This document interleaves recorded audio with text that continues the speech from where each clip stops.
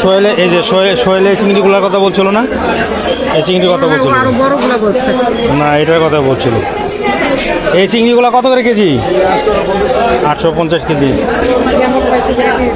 না ওই মামাতো ভাই দেশের বাইরে আছে তো, ও চিংড়ির কথা বলছিল।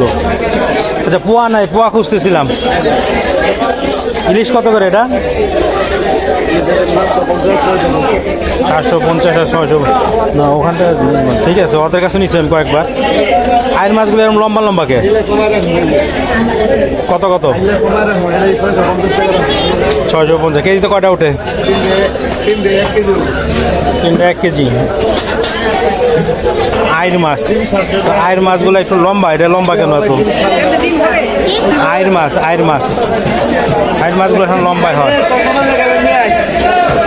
এটার ভিতরে ডিম আছে নাই তো? না নেই, ঠিক আছে। ডিম ডিম হবে না তো? হ্যাঁ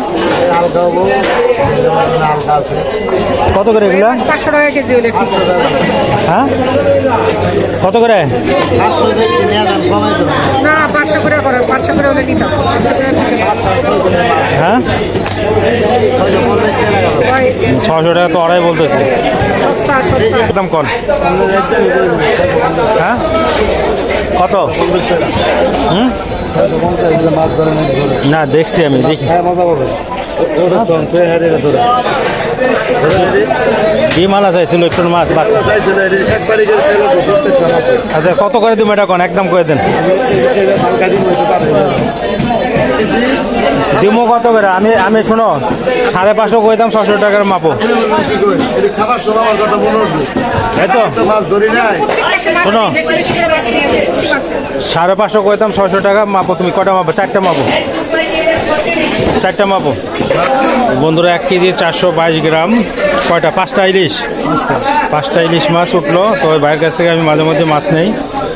তো কত টাকা আসলো দেখি হিসাব করে।